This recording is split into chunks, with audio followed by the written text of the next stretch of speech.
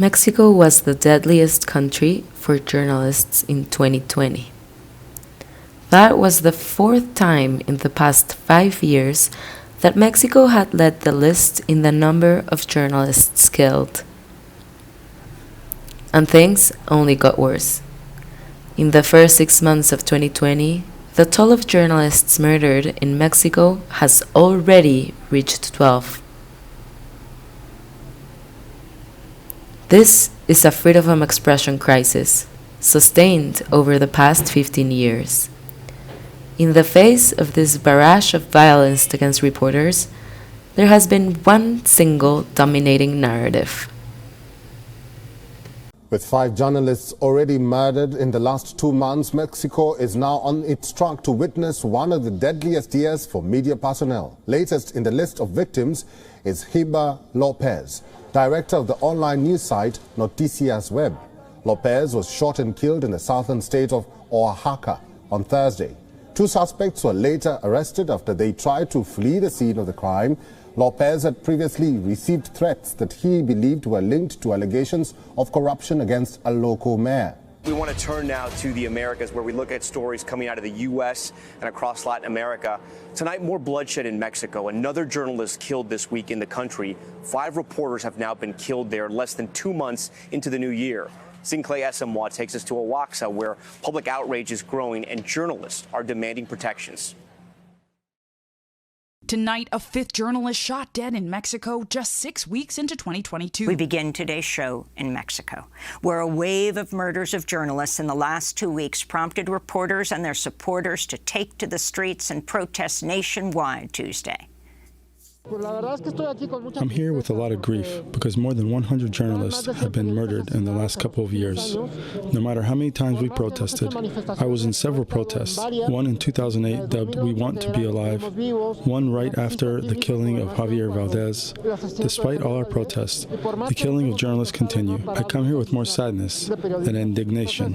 Mexico is one of the deadliest countries in the world for journalists. That narrative has been a really strong focus on the killings, on the violence, and on the murders themselves.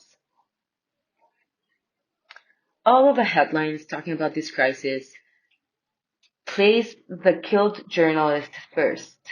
And by this I mean that the journalist is placed first as a victim of homicide, and as a victim of violence, and as a journalist later.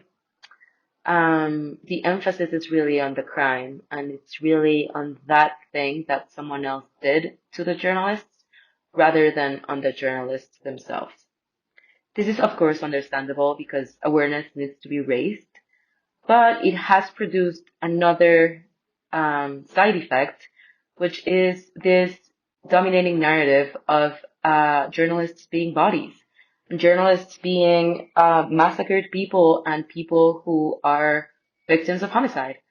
And their work has been completely left on one side. And these are only some of the examples of words that have been used and have served to describe these people once that their lives are taken from them, and once that they become headlines in a never-changing story of another journalist who has been killed. So we have reporters shot, killed reporters, 50 reporter killed, slain reporter, murdered journalist, etc. And this has been the overpowering message until the person is lost. So what we propose to do in the organization Defensores de la Democracia, which literally translates to the Democracy Defenders, is to focus on their work, to see what about the thing they did. What if we focused on that instead of focusing on the crime that took their lives? So we said, who were they beyond the victims of a homicide? What if instead of remembering them for the crime, we could remember them for what they did? What if we recovered these legacies? What if we remembered the journalists for the work they spent their lives doing, instead of remembering them for their deaths? What if we could remember them for all that they left behind for us? Let's not forget the social dimension of journalism. So we started our quest and we went online, we went everywhere we could, and we quickly found another problem. This is what we started finding. And now you might think that the work of the journalists was disappearing online because it had been targeted by the same people that took their lives. And it's understandable that people might think this, but after a lot of research and reporting throughout months and months, we came to a conclusion that this wasn't the case. The reason the work of local journalists killed in Mexico was disappearing was because it had been published in very disenfranchised publications to start with. What does this mean? It means that journalists lived and worked in small towns that were not the capitals of the country or the capitals of the states. And this is a perfect example. Mulegé, in Baja California Sur, was where Rafael Murúa worked. Rafael had a community radio station, and he published op-eds in his Facebook page, and he also wrote some of his reporting on a blog. This is what Mulegé looks like. It's not super wealthy and it's not super big. So Rafael Murúa's work was mainly supported by himself. That means that when he died, the domain for his work might have been lost if no one else paid for it. This is another example. This is Salina Cruz in Oaxaca. This is where Eber Lopez worked. Eber published on a Facebook-based news outlet, and that's where he reported on corruption involving the mayor and the mayor's family and an infrastructure project that is taking place in the region currently. So as we can see, these reporters were mainly local reporters. They are scattered all across the country. All of those red dots are places where a journalist has been killed. And this is obviously not all of them, because remember that from the year 2000 to today, there are at least 154 killed journalists. So there's many, many more red dots to be placed in this map. This is only meant to be illustrative of the places where these reporters worked. And what we found is, as I've said before, they worked for either their own media outlets or small weeklies or small radio stations that were community radio stations. That means that they have a social impact goal. They were not commercial. And they rarely worked for a national broadcast company or the biggest national newspapers. And what this means is that the work had not been properly archived, and there wasn't an institution in place to preserve their work, as it wasn't in place to protect them either. This small town is called Tejupilco de Hidalgo. It's in the midst of a region known as Tierra Caliente, which could be translated to hot land. And this is where Nevid Condés Jaramillo worked.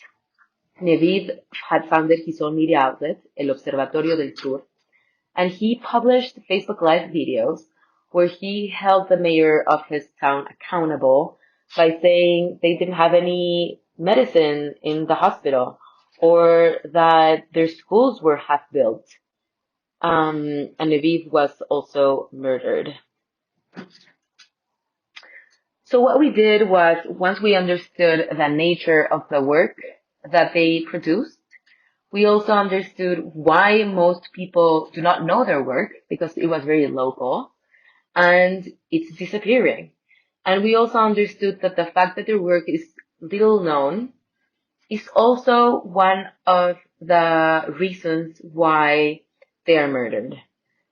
The fact that they worked for their own media outlets, that they were entrepreneurs of their own newspapers and their own news websites, is also indicative that they were disenfranchised and that they were vulnerable to crime and to homicide. So we built this. This is our database. Our database has 3 lists, and each list interacts with each other.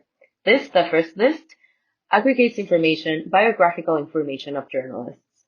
As you can see, the column to the left has the names of the journalists who have been killed, And then each column has information about their lives and their deaths, the age at which they were killed, the town and the city and the state in which they were killed, the news outlet where they worked, and some more information.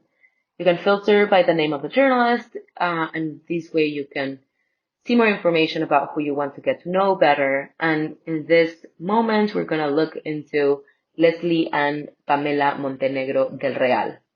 She was in her 30s when she was murdered. She lived in the coastal city of Acapulco, best known for its beautiful beaches, but also known for its high homicide rates. And we can see that she worked for El Sillón magazine. And now we're going to go to our second list. Our second list is the most important one, and it's where we have innovated in this crisis. So here you can see all of the publications and every single clip, article, photograph, radio program, and video that we've been able to preserve.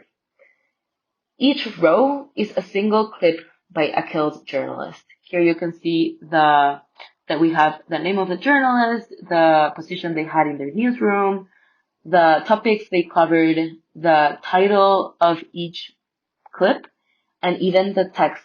We've preserved the text as searchable because we thought it was very important to have searchable text for investigations, for academics, for anyone who wants to look, for example, the word of a cartel or the name of a politician. This way you can look specifically for words. We did so by extracting the words with OCR software from the publications we were able to photograph and digitize, and with code that we wrote to scrape the text from the websites that were still available. This is Leslie Ann again. These are all her publications that we were able to preserve. And you can see that we can also filter by topic because she covered a whole range of things. So we're going to go to politics. And here in politics, we're going to see three examples of things she wrote about.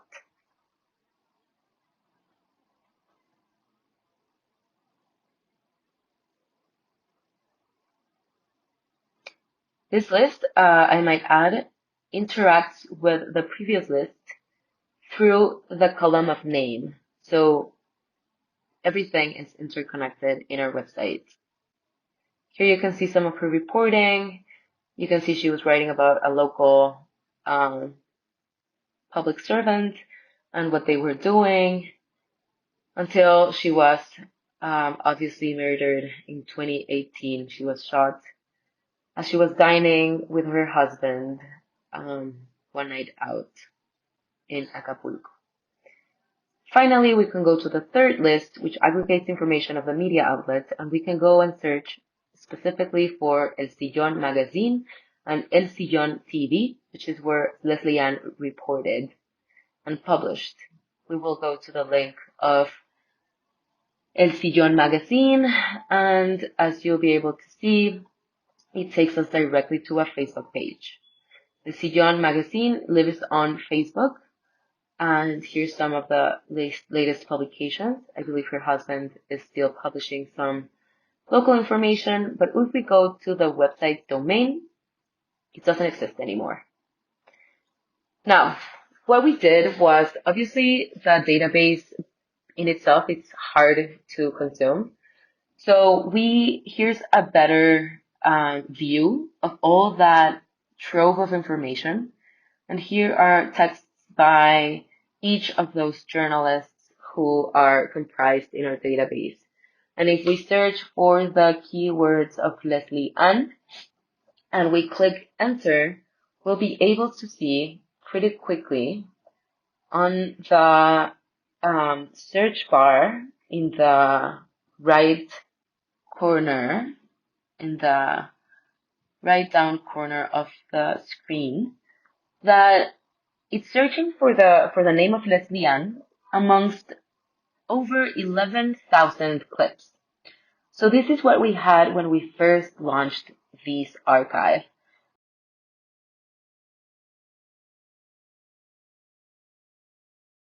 We launched the archive in 2019, and as you can see, At that point, we had over 11,000 clips, which have grown even more till this moment. And here you will be able to see how the Leslie Ann's work has been found. These are some of the articles we have for Leslie Ann, and some of the things that I find fascinating and that I love about this archive is that we can see we can get to know these people in a very complex way. So it's not that they only covered crime, or that they only covered drug cartels, or that they only wrote about politics and corruption.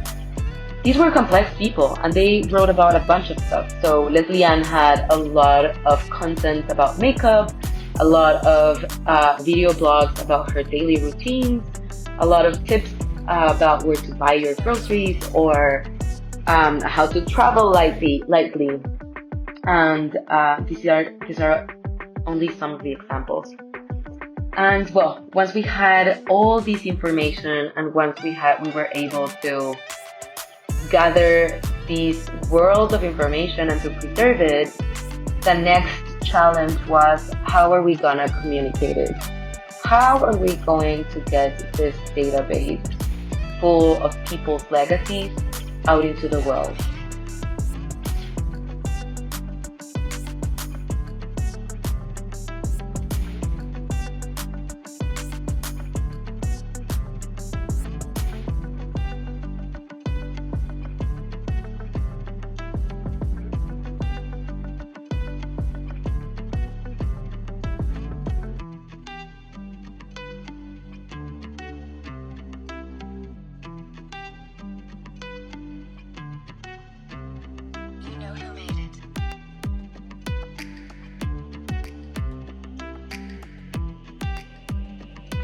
And that's when the work of strategizing and planning began. These are only some of the photos of the workshops we did to talk about, for example, challenges or some of the opportunities that we identified with this archive, and some of the success we felt we had achieved so far, as well as some of the assets that we had. And we workshopped this in order to create a route and to create a way to express this in a tangible and effective way that could reach more and more people. This is the result. We built a website that is an interactive platform where you can get to know a lot of the same journalists in Mexico. Each dot here is a killed journalist, and each line is a year. Here, for example, is Leslie Ann, once again.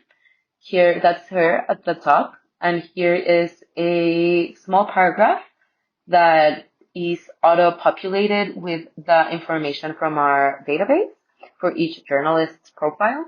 And this is a calendar view that shows the frequency in which she published. You can filter it by the beat or the topic that she was covering in each publication, or you can also aggregate it to see how much she covered in politics versus human rights versus lifestyle, and you can filter back again by frequency and see the publications fill up or color by the party that was governing in her town at the moment each one was published, or even by the drug cartel present in the region. These are only some of the examples of the filters that are available in our website. And if you go to each publication, you can see each one of her clips. This is a video clip, and the website also offers some of the socio-political context of the place and the moment in which she published each one of these clips. One of the other cool things that the website has is filtering by literacy level, by poverty level, and by other context information that can help you see what it was like when she was publishing this information.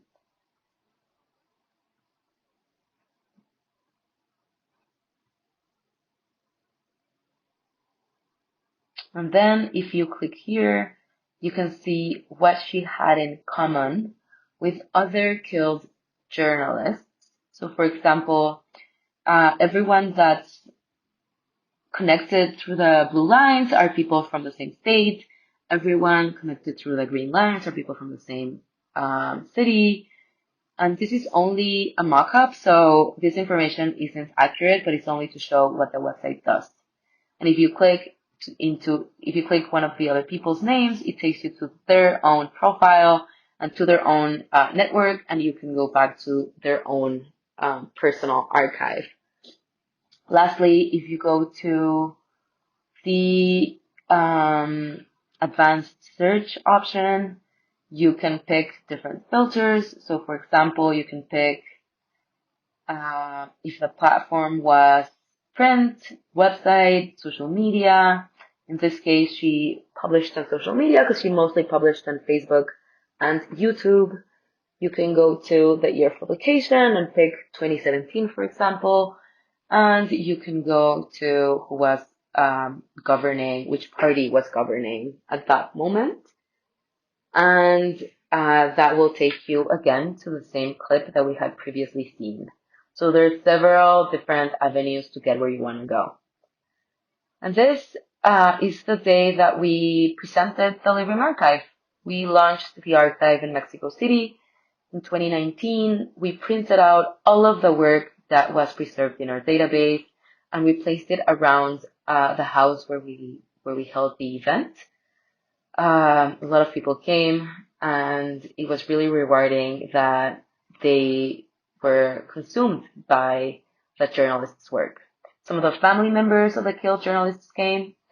Here I'm standing with them, and they were very happy about the project. So here's again another view of people just sifting and browsing through so much material and so many words and so many years worth of history that local journalists have produced, really. And then we published the podcast, but that's for another story. Thank you.